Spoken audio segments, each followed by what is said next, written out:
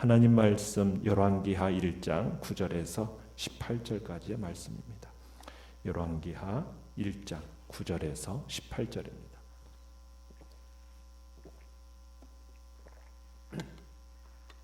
열왕기하 1장 9절에서 18절까지 우리 한 목소리로 같이 읽겠습니다. 시작.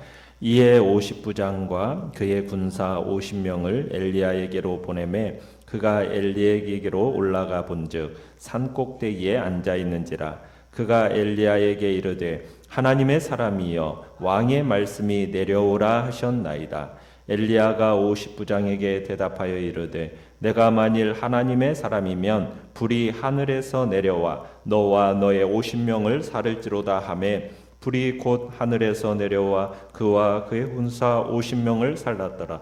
왕이 다시 다른 50부장과 그의 군사 50명을 엘리야에게로 보내니 그가 엘리야에게 말하여 이르되 하나님의 사람이여 왕의 말씀이 속히 내려오라 하셨나이다 하니 엘리야가 그들에게 대답하여 이르되 내가 만일 하나님의 사람이면 불이 하늘에서 내려와 너와 너의 50명을 살을지로다 하매 하나님의 불이 곧 하늘에서 내려와 그와 그의 군사 50명을 살랐더라. 왕이 세 번째 50부장과 그의 군사 50명을 보낸지라. 셋째 50부장이 올라가서 엘리야 앞에 이르러 그의 무릎을 꿇어 엎드려 간구하여 이르되 하나님의 사람이여 원하건대 나의 생명과 당신의 종인 이 50명의 생명을 당신은 귀히 보소서. 불이 하늘에서 내려와 전번의 50부장 둘과 그의 군사 50명을 살랐거니와 나의 생명을 당신은 귀히 보소서 하매 여호와의 사자가 엘리야에게 이르되 너는 그를 두려워하지 말고 함께 내려가라 하신지라. 엘리야가 곧 일어나 그와 함께 내려와 왕에게 이르러 말하되 여호와의 말씀이 내가 사자를 보내 에그론의 신 바알세붑에게 물으려 하니 이스라엘에 그의 말을 물을 만한 하나님이 안 계심이냐. 그러므로 내가 그 올라간 침상에서 내려오지 못할지라 내가 반드시 죽으리라 하셨다 하니라. 왕이 엘리야가 전한 여호와의 말씀대로 죽고 그가 아들이 없으므로 여호람이 그를 대신하여 왕이 되니 유다 왕 여호사밧의 아들 여호람의 둘째 해였더라. 아하시아가 행한 그 남은 사적은 모두 이스라엘 왕 역대 지략에 기록되지 아니하였느냐. 아멘. 오늘 말씀의 제목은 아무것도 남기지 못한 인생이라는 제목으로 말씀을 나눕니다. 북이스라엘 왕 아하시아가 다락방 난간에서 떨어져서 크게 다쳤습니다. 그런데 아하시아는 이스라엘의 하나님 여호와를 무시하고 누구를 찾습니까? 에그론의 신 바알세붑을 찾습니다. 아하시아가 바알세붑에게 사라를 보내니까 여호와 하나님께서 자신의 사자인 엘리야를 보내셔서 아하시아의 사자를 만나게 하고 여호와를 찾지 않은 그 책임을 물으면서 책망하고 그 대가로 반드시 죽을 것이라는 이제 선언을 하게 됩니다. 바알세붑을 찾아가는 길에 선지자의 말을 들은 이 왕의 사자들이 엘리야가 그 명령한 대로 발길을 돌려가지고 아하시아에게로 가서 그대로 전합니다. 그러나 아하시아는 사자들을 통해 받은 이 예언의 내용을 무시합니다. 이 예언을 준 자가 누구냐? 그 사람이 누구인가? 여기에만 모든 관심을 쏟고 있습니다. 그러니까 아하시아는 왕의 신하들이 설명해주는 이 선지자의 생김새, 옷차림 이것을 듣고서는 누구라는 것을 쉽게 인식합니까? 엘리야라는 것을 쉽게 인식하게 되죠. 그러자 아하시아가 50부장과 그의 군사 50명을 보내서 엘리야를 잡으려고 합니다.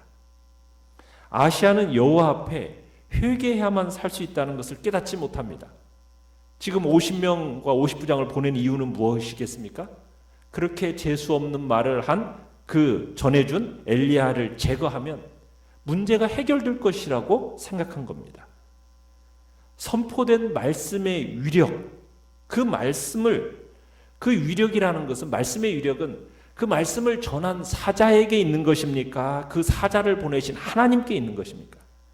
하나님께로부터 비롯된 것을 우리는 아는데 이 아하시아의 생각은 뭡니까? 그 말을 한 엘리야, 이 엘리야가 그 말을 만들어냈다고 생각을 하고 이 엘리야만 제거하면 모든 문제가 해결될 것처럼 생각한 겁니다. 지금 그래서 특수부대 50명을 지금 보내서 엘리야를 죽이겠다는 거예요.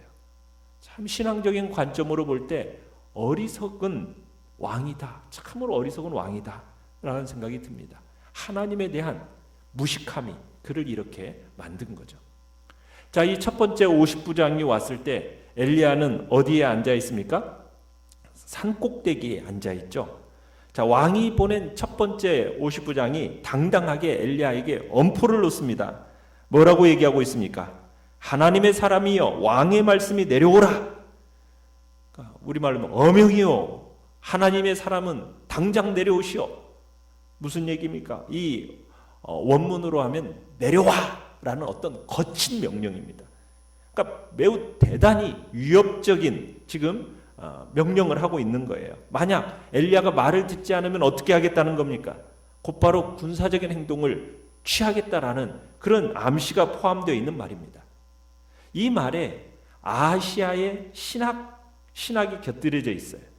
아시아는 마치 자신의 권위가 하나님의 말씀의 권위보다도 더 크다고 생각을 한 겁니다. 그래서 지금 아시아가 하나님의 사람에게 하나님의 말씀이 아니라 자신의 명령을 따를 것을 지금 요구하고 있는 겁니다. 어떻게 보면 자기 몸 하나 가누지 못해가지고 다락방에서 떨어져서 치명적인 상처를 입은 그런 사람이 지금 온 우주의 창조주이신 여호와의 말씀을 무시한다라는 것은 얼마나 어리석은 일입니까? 그가 곧 죽을 것이라는 여호와의 말씀을 받고도 참으로 왜 이렇게 그 말씀을 전적으로 무시하는지 이해가 가는 대목이에요. 자신의 권위가 여호와 하나님보다도 더 높다라는 착각 속에서 살아가는 어리석은 자였기 때문입니다. 자신의 능력으로 여호와를 지배할 수 있다라고 지금 생각하는 어리석은 인간이었던 거죠. 자, 이런 상황 속에서 엘리야가 순순히 따라가야 되겠습니까? 가지 말아야겠습니까? 그죠? 순순히 따라갈 수가 없는 거예요. 만약 순순히 따라가면 본의 아니게 아시아의 권위가 그에게 말씀하신 여호와의 권위보다 더 높다는 것을 스스로 인정하는 꼴이 되지 않습니까? 그러니까 엘리야는 왕의 명령을 따르는 대신에 하나님이 어떤 분이신가 이걸 보여줘야만 돼요. 그래서 엘리야가 10절에 뭐라고 얘기하는 겁니까? 내가 만일 하나님의 사람이라면 불이 하늘에서 내려와 너와 너의 50명을 살을지로다. 이렇게 대답한 겁니다. 그러니까 엘리야는 하나님의 사람으로서 어떤 인간적인 압력에 굴복할 수 없다라는 거예요. 그래서 말로서가 아니라 행동으로서 자신의 권위가 왕의 권위 위에 있다라는 것을 보여줘야 됐다는 겁니다. 그래서 엘리야는 하늘의 불을 불러서 왕의 친위대원 50명을 불사르겠다라고 지금 응수하고 있는 거죠. 자, 내용관찰 문제 1번을 보시면 아시아 왕이 50부장과 그의 군사 50명을 엘리야에게 보내 내려오라 요청했을 때 어떤 일이 일어났습니까? 자, 불이 하늘에서 내려와서 너와 너의 50인을 살릴 것이다. 이 엘리야의 말이 떨어지기가 무섭게 어떤 일이 지금 일어났습니까? 불이 하늘에서 내려와서 50부장을 포함한 51명의 군사를 다 태워버렸습니다. 하나님의 말씀, 여호와의 이 선지자의 말씀에 따라서 순식간에 하늘에서 불이 내려와서 장정 51명을 태워버린 겁니다. 여러분, 이 사건은 아시아에 대한 강력한 경고이면서 그러면서 하나님께서 어떻게 보면 아시아에게 회개할 마지막 기회를 주신 겁니다. 은혜를 베푸시는 마지막 은혜를 지금 베푸시고 있는 거예요. 그런데 지금 이 아시아가 이 사실을 깨닫지를 못하는 겁니다. 친위대원 중 50명이 제물로 태워졌어요. 그러면은 겸손히 엎드려야 되는데 자신이 왕이라는 그 권위를 가지고 물러설 수 없다라는 거예요. 출애굽의 바로처럼 마음이 강팍해가지고 그 무서운 하나님의 심판을 보고도 아무런 교훈을 받지 못합니다. 아시아 왕은 자신의 고집을 꺾지 않아요. 그래서 또 어떻게 합니까? 두 번째로 또 50부장과 50명의 군사를 보냅니다. 그러면서 엘리야를 잡으려고 해요. 자, 두 번째 50부장이 엘리야에게 뭐라고 얘기합니까? 11절에 왕의 말씀이 속히 내려오라 명령을 합니다. 속히. 이 말은 긴박성을 지금 더해주는 거죠. 왕이 다급하게 재촉하고 있다는 겁니다. 엘리야는 다른 50부장과 150명의 그 군사도 어떻게 해버립니까? 그렇죠. 하늘의 불로 모두 태워버립니다. 한순간에 100여 명의 사람이 죽는 끔찍한 사건이 일어납니다. 그렇지만 엘리야는 이스라엘 왕과 백성들에게 지금 여호와가 어떤 분이신가 이걸 보여줘야 했기 때문에 지금 이런 일을 하고 있는 거예요. 여호와는 이스라엘의 왕이 명령한다고 해가지고 자기 마음대로 부릴 수 있는 신이 아니라는 것을 보여줘야 됐기 때문입니다. 그래서 하늘에서 불이 내려와서 순식간에 100여 명의 사람의 생명을 앗아가 버리는 이적을 베푸는 거예요. 이 이적을 베푸실 수, 이런 이적을 베푸실 수 있는 정말 무시무시한 능력을 소유한 분이 여호와 하나님이라는 것을 알기를 원하는 거예요. 그러면 아시아가 빨리 어떻게 해야 됩니까? 그 주님 앞에 무릎을 꿇는 것만이 살 길인 거죠. 이쯤 되면 아시아는 동일한 일을 반복해서 절대 엘리야를 데려올 수 없다는 사실을 깨달았어야 되죠. 그런데 깨닫습니까? 못 깨닫습니까? 못 깨달아요. 하나님의 사람 엘리야의 마음에 변화가 없으면 왕이 보내는 모든 사람 가는 족족 다 죽을 수밖에 없다라는 거 뻔히 알아야 할 텐데 그걸 몰라요. 내용관찰 문제 2번을 보시면 이전의 두 50부장의 선례를 알고 있는 세 번째 50부장은 어떻게 했습니까? 세 번째 50부장은 달랐어요. 그의 특이한 행동을 한번 주목하여 보십시오. 13절에 보면 셋째 50부장이 올라가서 엘리야 앞에 이르러 꿇어 엎드려 간구하여 가로되 하나님의 사람이여 원컨대 나의 생명과 당신의 종인 이 50인의 생명을 귀히 보소서. 이 세 번째 50부장은 앞선 두 50부장들을 통해 가지고 선지자가 왕보다 아래에 있지 않다라는 것을 알게 된 겁니다. 그래서 그 사람은 자신이 엘리야에게 명령할 수 있는 위치가 아니라는 것을 알 거예요. 그래서 자기와 자기 부하들의 생명에만 관심을 갖습니다. 세 번째 50부장은 엘리야에게 명령하기는커녕 어떻게 하고 있습니까? 오히려 꿇어 엎드려서 살려달라고 애원을 하고 있습니다. 이것이 죽음에서 생명으로 운명 전환을 하게 되죠. 주님은 엎드리는 자를 사랑하시거든요. 엘리야에게 간구했다라고 얘기하고 있지 않습니까? 이 동사는 원래 은혜를 구하다라는 뜻이에요. 은혜를 구하다. 엘리야의 은총과 자비를 구하고 있는 겁니다. 50부장은 지금 두 번이나 자신과 자신의 이 부하의 생명들을 귀히 여겨달라고 반복해서 얘기하고 있어요. 그죠? 13절 끝에 보면 나의 생명을 당신은 귀히 보소서. 14절에서도 나의 생명을 당신은 귀히 보소서 하면서 지금 생명을 귀히 여겨달라고 지금 부탁하고 있는 겁니다. 지금 이 사람은 정말 하나님을 두려워하고 있다는 것을 발견할 수 있어요. 그러면서 자신을 소개할 때도 13절에 뭐라고 소개하고 있느냐면 당신의 종인, 당신의 종 이렇게 소개하고 있어요. 그러니까 엘리야는 이 세 번째 50부장의 간청에 진정성을 느끼고 있는 겁니다.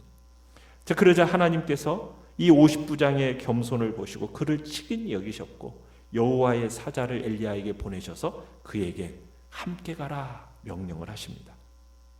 하나님은 결코 사람의 명령에 움직이는 분이 아닙니다. 그는 주권적으로 자신이 가고 싶을 때 가시고 오고 싶을 때 오시는 스스로 주권을 가지시고 행하시는 분이라는 것을, 자비를 베풀 자에게 자비를 베풀고 심판 내릴 자에게 심판을 내리시는 분이 바로 하나님이신 거죠. 결국 150명 중에서 하나님 앞에 겸손했던 50부장과 그의 부하들만 살아남게 됩니다.